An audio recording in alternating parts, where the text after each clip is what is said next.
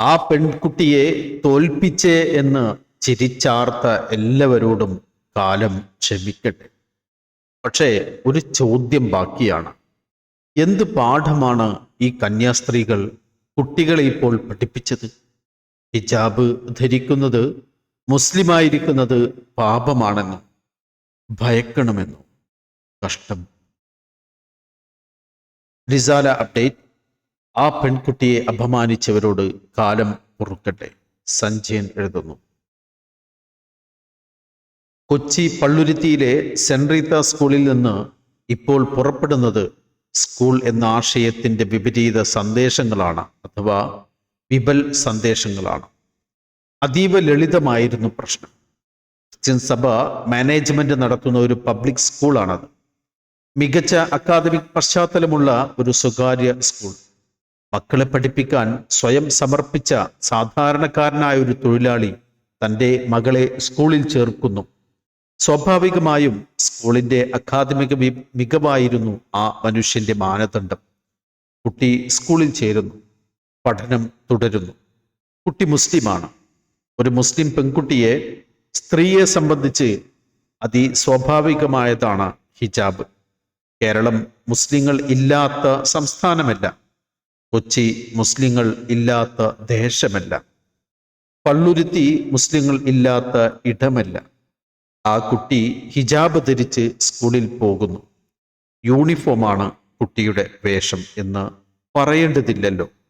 യൂണിഫോമിനൊപ്പം അതിസ്വാഭാവികമായി തോന്നേണ്ട ഒന്നാണ് കുട്ടിയുടെ ഹിജാബ്. സ്കൂളിലെ കന്യാസ്ത്രീകളായ അധ്യാപികമാർക്ക് അങ്ങനെ തോന്നിയില്ല. അവർ കുട്ടിയെ മാറ്റി നിർത്തി. ആ ഹിജാബ് മറ്റു കുട്ടികളെ ഭയപ്പെടുത്തും എന്ന ക്രൂരമായ വാചകം കുട്ടിയോട് പറഞ്ഞു. സ്വാഭാവികമായും ആ വാചകത്തിനൊരർത്ഥം മുസ്ലിം സ്വത്വം എന്നത് ഭയപ്പെടുത്തുന്ന ഒന്നാണ് എന്നാണല്ലോ. കുട്ടിയുടെ രക്ഷിതാവിന് ആ വാക്കുകൾ അപമാനകരവും വേദനാപൂർണവും ആയിത്തീരുമല്ലോ. അങ്ങനെ സംഭവിച്ചു. ചോദ്യങ്ങൾ ഉയർന്നു. സ്കൂളിന്റെ നിയമം ഇങ്ങനെയാണ് എന്ന് മറുപടി വന്നു.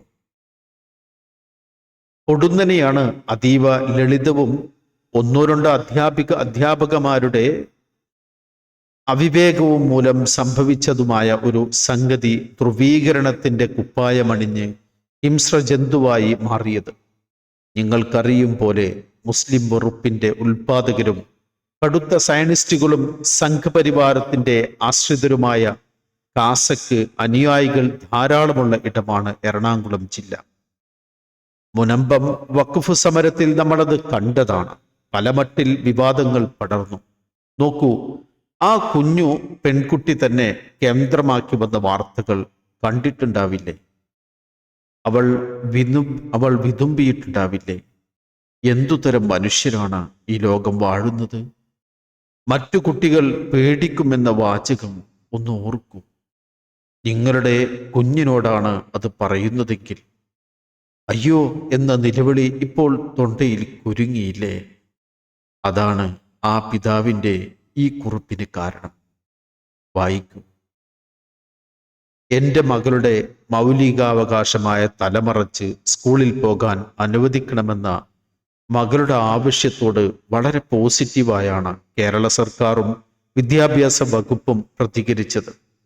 ഇക്കാര്യത്തിൽ വിദ്യാഭ്യാസ വകുപ്പ് നടത്തിയ അന്വേഷണവും അതിൻ്റെ റിപ്പോർട്ടും മകൾ ഉന്നയിച്ച ആവശ്യം ന്യായമാണെന്നും ഗൗരവമുള്ള വിഷയമാണെന്നും വ്യക്തമാക്കുന്നതുമാണ്. എന്നാൽ തികച്ചും ന്യായമായ ഈ ആവശ്യത്തോട് സ്കൂൾ അധികൃതരിൽ നിന്നുണ്ടായ പ്രതികരണങ്ങൾ വളരെ വേദനയുണ്ടാക്കുന്നതാണ്. നാട്ടിലെ സമാധാനം തകർക്കുന്ന തരത്തിലുള്ള നടപടിയാണ് ഉണ്ടായതെന്ന ആക്ഷേപം കുടുംബത്തെ മാനസികമായി തകർത്തു.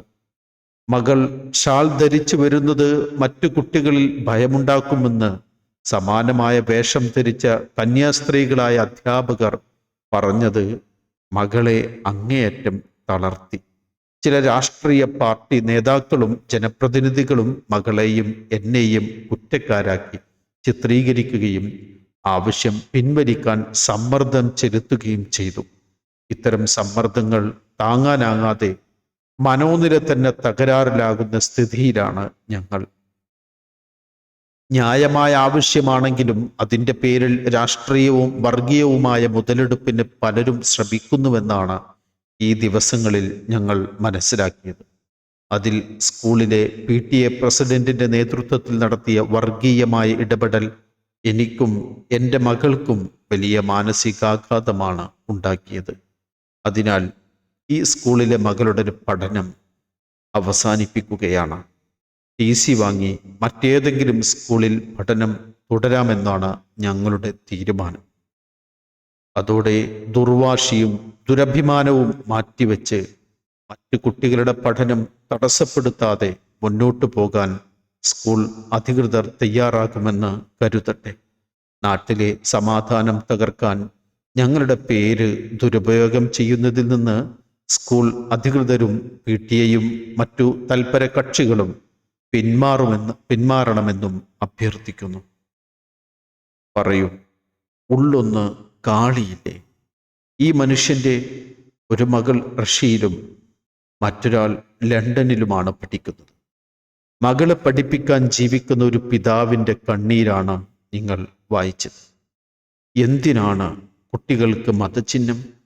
സ്കൂളിൽ തുല്യരാവണ്ടേ എന്ന ചോദ്യത്തിന് പുരോഗമനത്തിൻ്റെ മേൽക്കുപ്പായമുണ്ട്. പക്ഷേ ഇതിനടിയിൽ ആസൂത്രിതമായി പടർത്തപ്പെട്ട വെറുപ്പിൻ്റെ അഴകിയ ശരീരമാണ്. കോൺഗ്രസ് നേതാവ് VT ബൽറാം എഴുതുന്നു, ഈ ദിവസങ്ങളിൽ പള്ളുരുത്തി സെന്റ് റീതാസ് സ്കൂളിലുണ്ടായ സംഭവ വികാസങ്ങൾ ദൗർഭാഗ്യകരമാണ്. സ്വന്തം ഐഡന്റിറ്റി ചോദ്യം ചെയ്യപ്പെടുന്ന ഒരു സാഹചര്യം ആർക്കായാലും വേദനാജനകമാണ്. സ്കൂൾ യൂണിഫോമും ഡ്രസ് കോഡുമൊക്കെ തുണിയുടെ നിറത്തിലും ഡിസൈനിലുമൊക്കെയായി പരിമിതപ്പെടണം.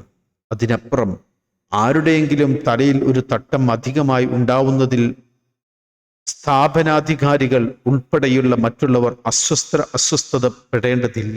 കൗമാരത്തിലേക്ക് കാലെടുത്ത് വെക്കുന്ന ഒരു കൊച്ചു പെൺകുട്ടിക്ക് തൻ്റെ വസ്ത്രധാരണത്തിൻ്റെ പേരിൽ ഒറ്റപ്പെടൽ അനുഭവിക്കേണ്ടി വരികയും മനോവിഷമത്തോടെ പടിയിറങ്ങേണ്ടി വരികയും ചെയ്യുന്ന ഒരവസ്ഥ ഒരു വിദ്യാഭ്യാസ സ്ഥാപനത്തിന് ഭൂഷണമല്ല.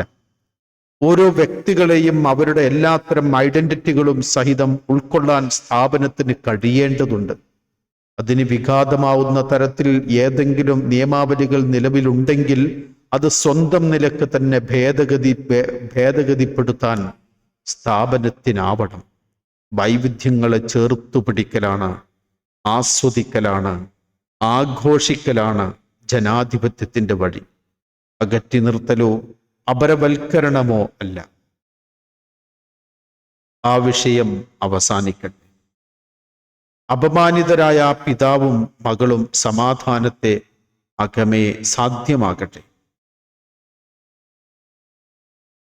ആ പെൺകുട്ടിയെ തോൽപ്പിച്ചേ എന്ന് ചിരിച്ചാർത്ത എല്ലാവരോടും കാലം ക്ഷമിക്കട്ടെ. പക്ഷേ ഒരു ചോദ്യം ബാക്കിയാണ്. എന്ത് പാഠമാണ് ആ കന്യാസ്ത്രീകൾ കുട്ടികളെ ഇപ്പോൾ പഠിപ്പിച്ചത്?